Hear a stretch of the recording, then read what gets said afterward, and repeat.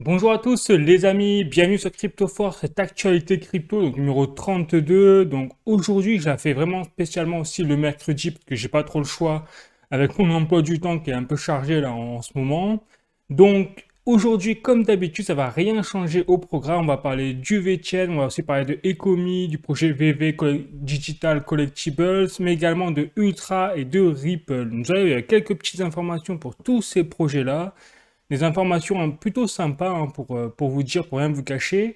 Et puis sinon, après, comme d'habitude, je parlerai en fin de vidéo des actualités crypto plus générales. Voilà les amis pour le programme, comme d'hab. Et puis sinon, bah, je vous propose d'y aller, de foncer direct.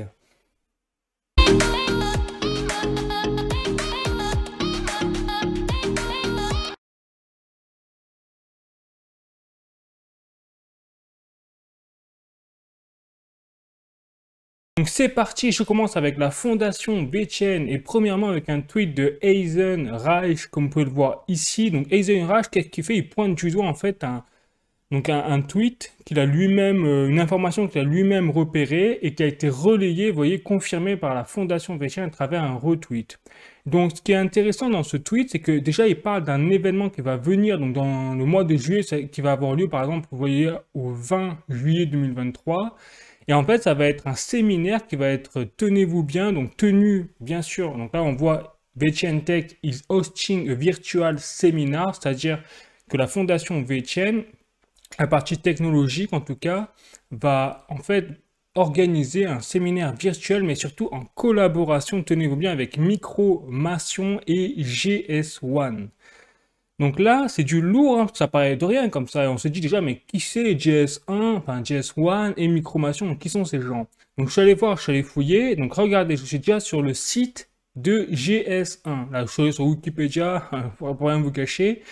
Et donc, regardez, GS1, c'est une abréviation en fait de Global Standard pour la logistique. En fait, c'est un organisme mondial qui est actif dans le domaine de la normalisation des méthodes de codage utilisées dans la chaîne logistique. Et là, c'est GS1, ils le disent très bien, GS1 des États-Unis. Vous voyez, donc c'est vraiment, c'est là que c'est intéressant, c'est qu'on voit qu'en ce moment, on a un vrai massacre, hein, aux États-Unis, là, avec la SEC qui attaque les crypto-monnaies dans tous les sens, les plateformes exchange dans tous les sens. Par contre, vous avez le VeChain, lui, tranquille, rien à voir, lui, il s'en fout. Et carrément, il fait un séminaire avec une organisation américaine. C'est pas une organisation, c'est pas n'importe quelle organisation, c'est l'organisation qui est derrière, en fait, les standards, les codes, les normalisations liées à la logistique, mais dans le monde. Donc là, c'est énorme quand même ce qui se passe. Et donc là, pour vous donner en plus, pour compléter la chose, il y a Micromation. Donc là, pareil, moi je ne connaissais pas. Je suis allé chercher, je suis tombé sur leur site. Si c'est le bon site, hein, notamment, je vous invite à voir également, à vérifier de votre côté si c'est bien la bonne entreprise dont il est question, etc. Mais en tout cas, moi, l'entreprise que je trouvais, c'était celle-là. Et ça paraît plutôt logique parce que c'est une entreprise qui est spécialisée dans tout ce qui est la construction de, bah, comme vous le voyez, d'outils, quelque part, de machinerie, un petit peu, et d'outils technologiques, hein, sur tous les niveaux. Vous voyez, il y a la lumière, il y a tout ce qui est les filtres, UV, etc. Peut-être pour les lunettes, pour les jumelles. Il y a également les systèmes de contrôle, les systèmes de caméra, les systèmes un peu microscopiques, etc. Mais surtout, là où ça devient intéressant, c'est qu'il y a les systèmes en fait, de connaissances et même de construction d'outils machinerie pour l'industrie lourde, notamment manufacturing. Et vous le voyez là, qui est en lien avec, étroitement, bien sûr, avec la logistique. Et là, par exemple, vous voyez, ils ont également un système de partenariat au niveau des technologies. Et là, par exemple, on voit l'image d'une bouteille avec son bouchon. Et en fait, le système, ce serait la machine qui permettrait de coller, enfin, j'imagine, hein, le bouchon sur la bouteille. Voilà. Et donc là, c'est avec ce genre, en fait, pour vous dire, de partenaire que VeChain est en train, va au 20 juillet en tout cas, eh bien, tenir un séminaire sur la confiance de la chaîne. C'est-à-dire, en fait, derrière, on l'a compris, la blockchain. Donc là, on voit que les amis, le VeChain, eh bien, ils envoient du pâté. Moi, rien à dire pour l'instant, à part le sujet de la centralisation, où là, on se pose toujours, ça, vous connaissez ma philosophie, je ne vais pas vous le répéter. Mais à part la faiblesse de la centralisation du VeChain, pour le reste, on voit que justement, il continue d'envoyer du lourd. Bon, bah, je continue avec une autre petite nouvelle, les amis. Cette fois, rien à voir. C'est-à-dire c'est plus dans l'aspect, on va dire, du développement et des développeurs au sein de l'écosystème VeChain. Donc vous savez qu'il y a Antonio Senator, là j'ai un tweet donc officiel, hein, vous voyez, c'est Antonio Senator qui est le CTO de la fondation VeChain. Vous voyez, CTO of VeChain Foundation, ex-Deloitte, il a travaillé à Deloitte, etc. Bon. Et donc, ce personnage, en fait, il a dévoilé la nouvelle feuille de route du VeChain, donc en juillet 2023. Donc, bien sûr, je l'ai, hein, la feuille de route, elle est là. Donc là, on a la fondation VeChain, effectivement, avec les updates au niveau technologique et surtout au niveau du codage de juillet 2023. Et donc là, ça a été publié, vous voyez, il y a 5 jours.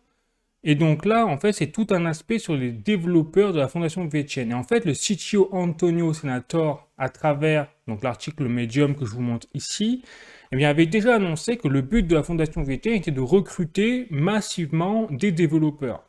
Et donc là, leur objectif, c'est déjà dans un premier temps, donc à la fin de 2022, c'est écrit là, ils avaient annoncé qu'ils voulaient en fait embaucher 100 développeurs de plus sur les 3 prochaines années. Et donc là, depuis janvier, en fait, ils ont déjà recruté 25 développeurs, dont 15 très expérimentés d'après ce qui est écrit, avec des profils de haut niveau dans l'ingénierie, notamment dans les process de codage. Après, moi, je ne suis pas le plus à même de... Je suis pas dans le codage, donc je suis pas le plus à même de vous décrire exactement ce qu'il en est et tout là-dessus. Mais en tout cas, ce qui est écrit, c'est que voilà, ils ont recruté 15 personnes, 15 développeurs de haut niveau, et ils ont débauché quand même des entreprises comme Amazon, vous voyez, R3, Coinbase, Kraken, Hyperledger et Infura. Donc c'est quand même pas des entreprises c'est des entreprises haut calibre déjà, et donc ils ont réussi à débaucher les compétences de ces entreprises-là. Voilà. Et donc l'objectif en fait de ce développement, enfin de ce recrutement de développeurs, c'est de participer en fait surtout au VORJ, que vous savez, je vous avais déjà fait une vidéo là-dessus, je vous avais montré qu'est-ce que c'était ce VORJ, c'est-à-dire le Web3 as a Service plateforme, la nouvelle plateforme du VeChain, sur laquelle en fait les développeurs pourront directement créer des smart contracts sans avoir à passer par un intermédiaire lié au VeChain. Donc là, ils vont directement sur le VORJ, sur la plateforme de création de smart contracts de VeChain, et eux-mêmes tout seuls, et même sans avoir besoin peut-être même de connaissances en codage, on va dire de façon lourde, eh bien ils pourront développer des smart contracts, lancer des NFT, des collections, etc. Donc c'est assez sympa quand même ce qui se passe sur le VeChain, et ça c'est un service qui est à part bien sûr de toute la multitude de services que propose la fondation VeChain. Donc les 25, en tout cas la centaine de développeurs qui veulent recruter, eh bien c'est justement pour participer au lancement du VORJ pour s'assurer que tout fonctionne bien là-dessus. Mais également, il n'y a pas que ça. Vous voyez, le VORJ, c'est une petite service. Je ne vais pas lister tous les services parce que j'ai pas forcément la vision, moi, propre pour vous expliquer ce qui se passe au niveau de développement. Parce qu'il parle des Interplanetary File System IFPS. Donc là, voilà, ça commence à parler dans le... Je pense que là, c'est les développeurs qui devraient en parler. Il parle également du listing d'intégration de World of V, donc la marketplace, vous savez, de NFT.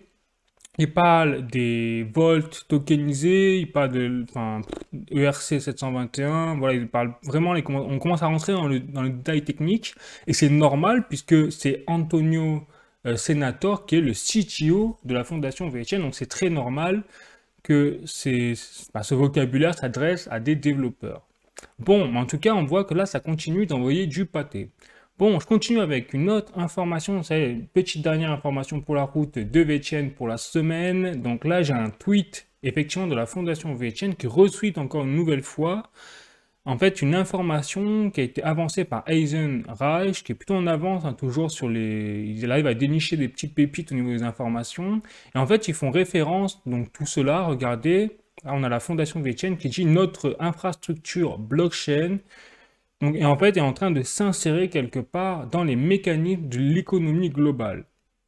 Et donc, ils disent à l'âge de l'intelligence artificielle et de l'automatisation, eh bien, la transparence, la confiance, la traçabilité des données sont essentielles, en fait, pour se faire confiance tout un chacun, quoi.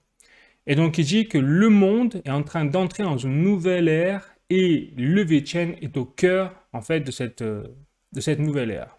Effectivement, parce que là, en fait, Eisenreich, c'était une information qui faisait référence notamment à un secteur cross, ouais, c'est cross-secteur, c'est-à-dire au niveau de l'interopérabilité quelque part et surtout de l'interopérabilité des technologies liées à l'intelligence artificielle, mais également à tout ce qui est les systèmes permettant de construire des smart cities. Un peu comme en Chine, où vous avez des cités, des villes déjà très intelligentes, enfin les grosses villes surtout, et dans lesquelles vous avez par exemple des voitures sans chauffeur, des systèmes, vous avez des routes qui sont dédiées au Uber ou au système justement de voitures sans pilote, etc. Et donc ils disent effectivement que VeChain permettra vraiment de mettre en place ce genre de choses, du moins c'est un des leaders dans ce domaine-là. Donc on voit vraiment que là en quelques informations, on a fait le tour encore une fois, de la mesure de ce que peut apporter VeChain. Bien sûr, les amis, il faut toujours rester prudent. Donc, c'est pour ça que j'en rappelle une fois encore, c'est que je ne suis pas un conseiller financier. Donc, là, c'est à titre informatif ce que je dévoile, hein, bien sûr, dans mes vidéos, je le rappellerai toujours. Et effectivement, je n'ai aucun partenariat avec tous les projets que je présente dans ces vidéos. Bien évidemment. Comme ça, je reste indépendant. Voilà, les amis, pour le VeChain, on sait quand même du lourd, hein. En une semaine, nous avons encore prouvé qu'on pouvait, pour l'instant bien sûr, leur faire confiance sur la feuille de route. Bon, sinon, je passe à la suite, mais d'abord, je vous invite à voir ma vidéo sur la fondation VeChain, où j'explique effectivement le projet plutôt dans son ensemble.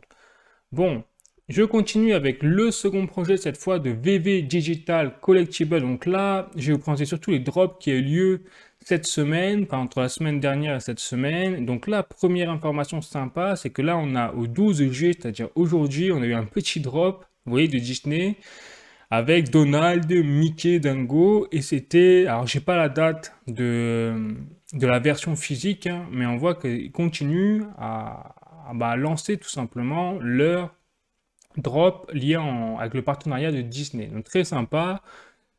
Alors, moi j'aime bien, ça met tous les pixels et tout, c'est mon truc en fait. Ça rappelle un peu l'enfance et tout, et puis ça permet de lire en fait d'avoir accès à des bandes dessinées qu'on ne pourrait jamais lire parce que les versions physiques, notamment les toutes premières, sont introuvables et en plus sont très très chères.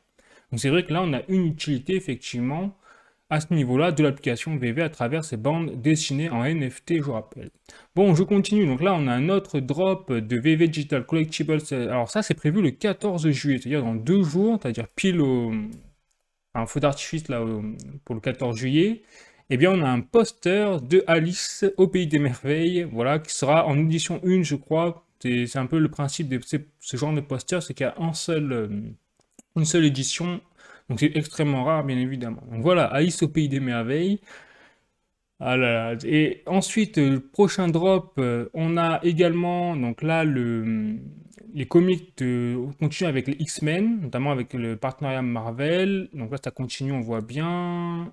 Également, il y a eu Hulk, qui est repassé donc, en comics, avec la bande dessinée que vous pouvez voir là, mais surtout, ça date de 1962. Donc là, quand je vous disais que c'est l'utilité de ces bandes dessinées, de les avoir, de les collectionner, c'est de pouvoir les lire en virtuel, parce que les versions physiques, je vous imagine même pas à 1962, un, le prix de la version physique, mais deux, pour le trouver, je vous laisse même pas imaginer le délire.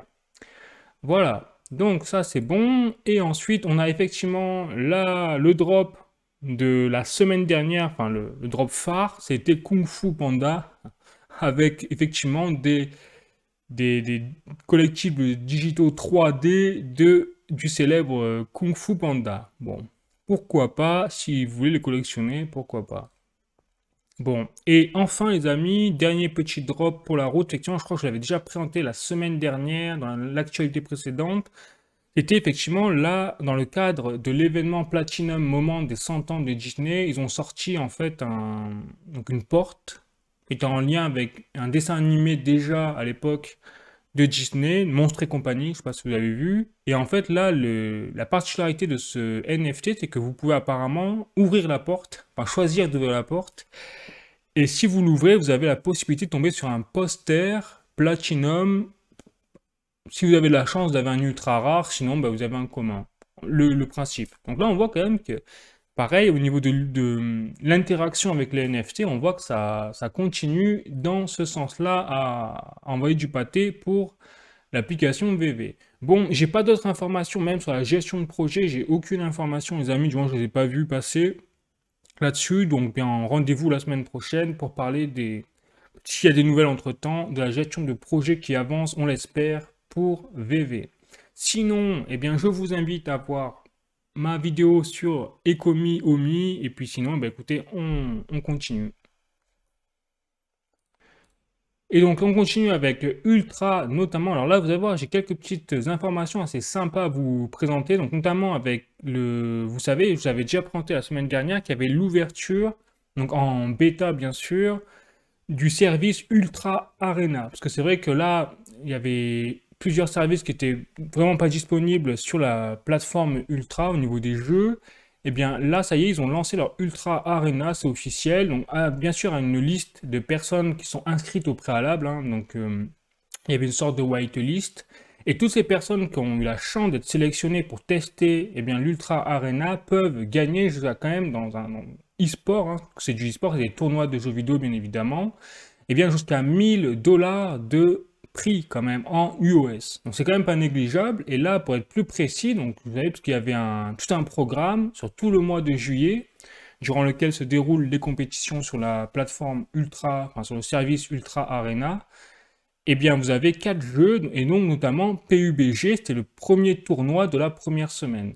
Et donc là, regardez, je suis sur un tweet de Ultra Arena directement, comme vous pouvez le voir ici, qui parle en fait des coupes, des prize pools, comme vous pouvez voir ici, dans le cadre des tournois PUBG qui se déroulent à partir du 7 juillet jusqu'à la fin de la semaine. En fait, c'est une semaine, un jeu, d'après ce que j'ai compris.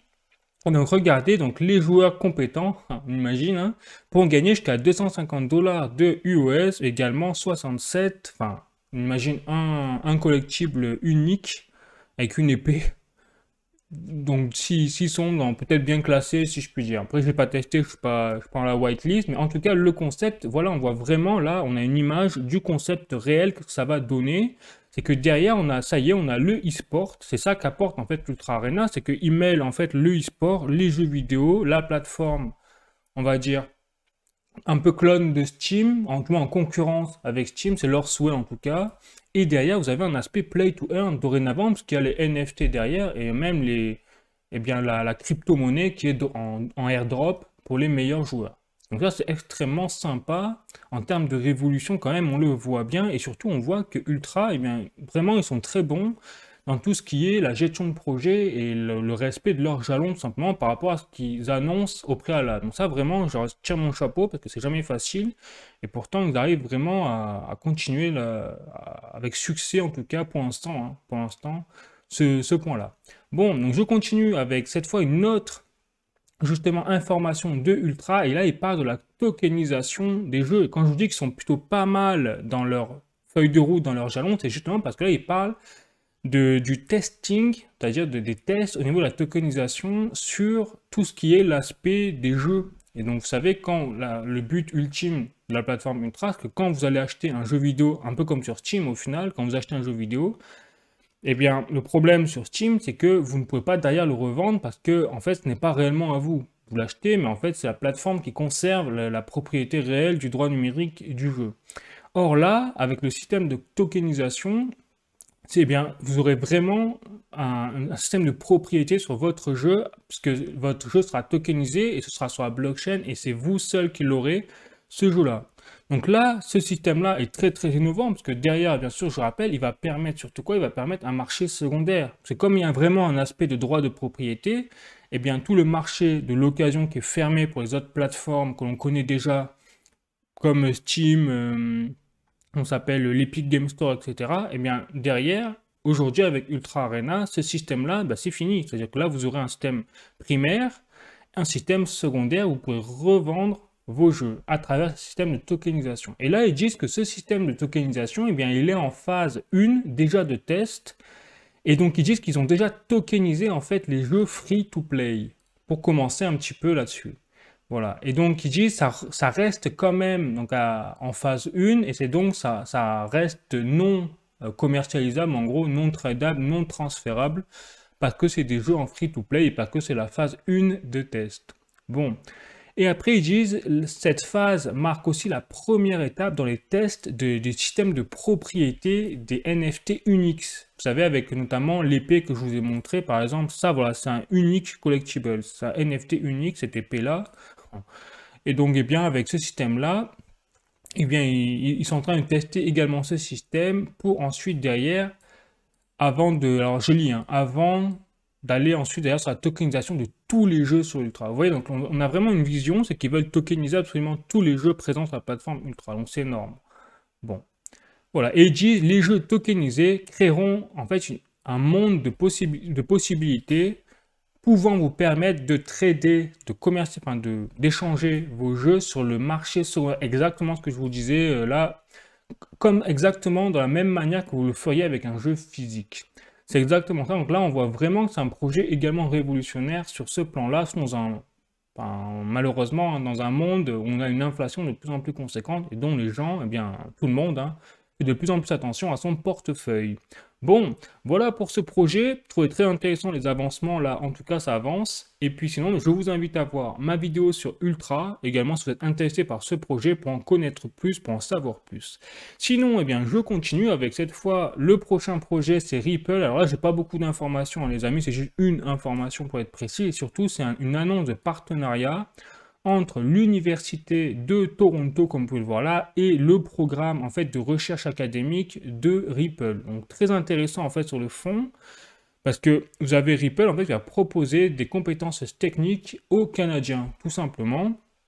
Et surtout derrière, donc là je vous explique pourquoi c'est intéressant, c'est parce que là il y a Ripple qui l'affiche ici à travers un thread.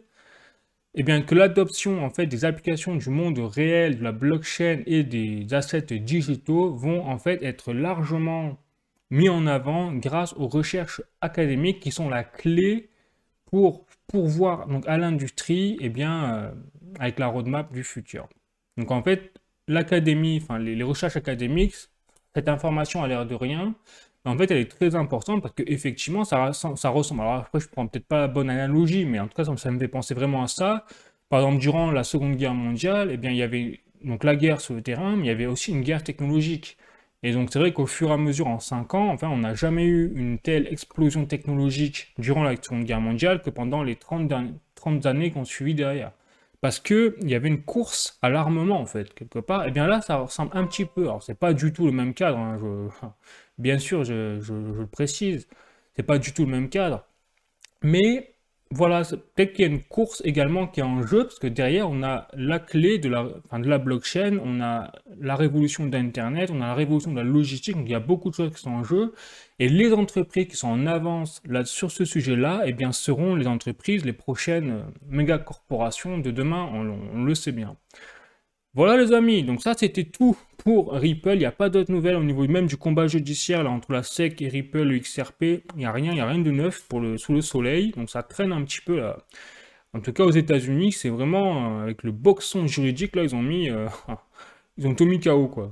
Bon, je continue, mais d'abord je vous invite à voir pour ceux qui n'ont pas vu ma vidéo sur le XRP, sur l'entreprise de Ripple, où je vous explique un petit peu le projet.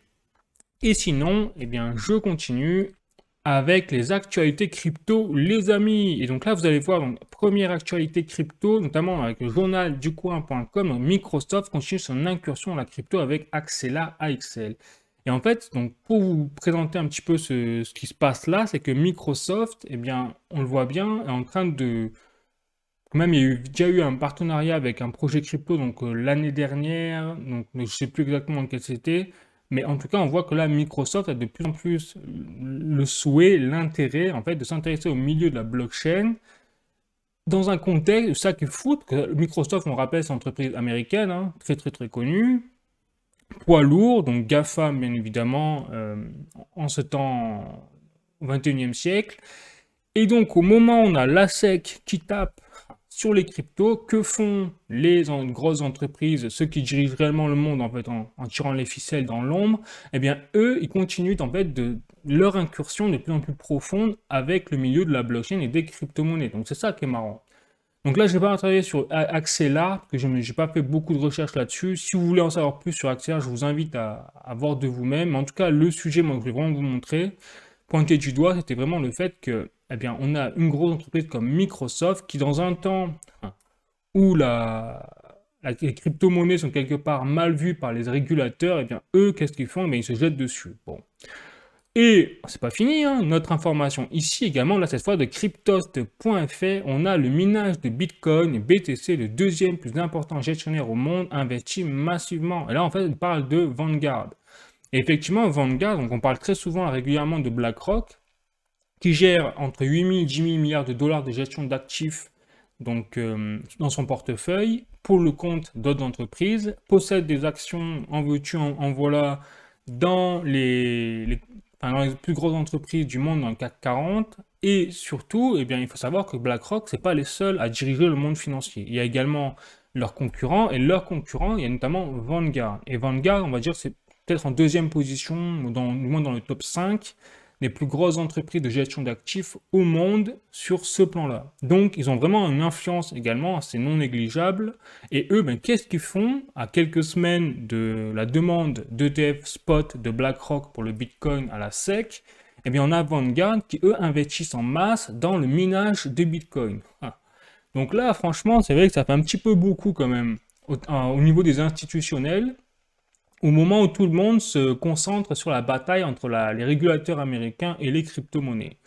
Donc là, c'était quand même très intéressant et surtout très positif, parce que si les institutionnels commencent vraiment à s'intéresser aux crypto-monnaies, c'est que derrière, bon, eh bien, c'est que les régulateurs américains devront quand même à un moment ou à un autre, se plier à la volonté de ce genre d'entreprise qui brasse des milliards de dollars, parce qu'on sait très bien que ceux qui dirigent le monde, c'est ceux qui ont l'argent, hein. Aujourd'hui, on va pas se refaire le monde, c'est un peu comme ça que ça marche, et si c'est comme ça que ça marche, là j'ai un autre article que je vais vous montrer de cointribune.com, vous avez SEC vs ETF Bitcoin Spot, Grayscale crie injustice. Donc je rappelle que Grayscale, c'est une petite, je mets les petites entreprises de gestion d'actifs exactement dans la même veine que Vanguard et BlackRock, sauf qu'au lieu de gérer des milliards de dollars, ils gèrent 50 milliards de dollars sous actifs à peu près. Voilà. Donc c'est une petite, en comparaison à BlackRock, c'est une petite entreprise de gestion d'actifs. Sauf que là, qu'est-ce qui se passe? Eh bien, Grayscale, en fait, s'est fait refouler par la SEC dans sa demande d'ETF Bitcoin Spot. Et donc, que fait Grayscale? Eh bien, eux, cette fois, c'est eux qui attaquent. Ah. Donc là, dans le gros délire, c'est qu'on a la SEC, donc je récapitule, hein, aux États-Unis, le régulateur américain qui attaque les entreprises crypto aux États-Unis. Et donc, vous avez les entreprises crypto là, qui sont en train de crier aux abois et de riposter. Et de l'autre côté, vous avez les institutionnels, quand même, les grosses entreprises qui gèrent des milliards de dollars, qui, elles, se font refouler par la SEC parce qu'elles veulent aller sur la crypto, mais du coup, elles attaquent la SEC. Donc là, c'est vraiment, franchement, on pourrait en faire une série tellement c'est le boxon, hein. Franchement, c'est marrant. Donc, on voit que la SEC, je pense, hein, avec BlackRock, s'ils refusent la SEC, les ETF Bitcoin Spot de BlackRock ou de Vanguard, si BlackRock attaque la SEC, ils sont morts. Clairement, hein, on va pas... Donc c'est pour ça que je pense que la SEC, et notamment Gary Gensler, malgré peut-être les gros soutiens qu'ils doivent avoir forcément derrière en amont pour pouvoir mener ce genre de politique agressive, complètement démesurée contre l'industrie crypto, c'est que derrière ils sont soutenus par la Maison Blanche, par des gros poids lourds, politiques sûrement, et notamment avec une idéologie derrière de prôner les monnaies de banque centrale, notamment le dollar numérique qui va arriver dans quelques années, enfin peut-être. Et donc, ils sont peut-être dans cette politique-là, d'abord de dégager les crypto-monnaies. Sauf que les institutionnels, c'est eux qui dirigent le monde financier, qui ont l'argent, qui financent les campagnes, notamment des hommes politiques. On le sait bien. Donc, tout ça va s'aligner sur les institutionnels. Donc, ça ne durera pas longtemps, c'est que du délire. Bon, et enfin, dernier petit pour vous dire également que les institutionnels, c'est de plus en plus fort. Ils s'intéressent à la blockchain, au Web3 et même désormais au Web 4, c'est que là j'ai un article du coins.fr et l'Union européenne, la Commission adopte une stratégie sur le Web 4 et le métavers. Et effectivement, donc c'était hier, tout juste, donc le 12 juillet 2023 c'était l'article, mais la Commission a rendu son verdict, entre guillemets, hier, donc mardi, et en fait elle a déclaré effectivement que il y avait un véritable intérêt pour l'Union européenne en tant qu'entité de s'intéresser au Web 4 et surtout au métaverse. Et donc là, bah, ça, je pense, enfin, il pensait donc, il parlait des chiffres, donc je ne vais pas vous montrer l'article, mais il parlait de chiffres, et notamment qu'en 2022, les experts estimaient que le marché du métaverse, de la tokenisation du monde du Web 4, etc., pour les institutions, pour enfin, un peu tout, représentait un marché de 22 milliards de dollars ou d'euros. Je ne sais plus si c'est des dollars ou d'euros. Sauf que là, avec les nouvelles études qu'ils ont fait et les possibilités liées au Web 4, au métaverse, au niveau du commerce et surtout en fait, du rassemblement, enfin, de la frontière entre le numérique et le réel, et bien comme c'est le Web 4, et bien le Web 4, ce serait justement une frontière qui serait supprimée presque entre le réel et le numérique. Et il disait que ce marché-là, qui est estimé à 22 milliards en 2022, sera estimé probablement à plus de 800 milliards de dollars ou d'euros d'ici 2030. Vous voyez? Et donc là, je n'ai pas pu m'empêcher de penser notamment au projet VV Ecomi, où justement l'objectif, c'est de mêler réalité augmentée et à côté, eh bien, les collectibles 3D, mais aussi la réalité physique. Parce que la réalité augmentée, c'est justement ça, c'est un mélange entre le numérique et le physique. Et là aussi, je ne peux pas m'empêcher également de penser aux lunettes, donc de réalité augmentée de Amazon. Voilà, donc on voit que même les institutionnels, notamment la Commission européenne, etc., eh bien, ont un intérêt là-dessus directement, ou du moins ont repéré le potentiel de cet aspect-là du métaverse et du Web 4 désormais. Voilà les amis. Bon, bah écoutez, ce sera tout pour aujourd'hui, pour cette actualité crypto numéro 32. Et que vous avez aimé la vidéo, n'hésitez pas à mettre un like, à vous abonner à ma chaîne pour bien m'aider, pour me soutenir, ma chaîne, pour m'aider à faire d'autres vidéos, ça fait toujours plaisir. Et puis sinon, bah écoutez, je vous fais la bise, je vous dis à bientôt pour d'autres vidéos. Et d'ailleurs, la prochaine vidéo, je la ferai sur notamment le Bitcoin, parce que c'est vrai qu'il y a pas mal de personnes qui me demandent souvent, mais qu'est-ce que c'est en fait le Bitcoin? Pour passer à la base, hein, on va dire, avant de s'intéresser aux crypto-monnaies. Donc je vais faire vraiment une vidéo spécifique sur le Bitcoin. Qu'est-ce que c'est? Récapituler un peu de A à Z comment ça fonctionne. Et surtout, ce que je vais faire, c'est que je vais, entre guillemets, m'amuser mathématiquement à faire des petites prévisions. Mais après, ce sera vraiment à titre personnel. Il ne faudra pas les prendre pour argent comptant, en me basant sur les cycles historique et précédent du Bitcoin. Voilà pour la prochaine vidéo, les amis. Bon, bah sinon, ben, moi je vous fais la bise et je vous dis à bientôt. Prenez soin de vous. Ciao.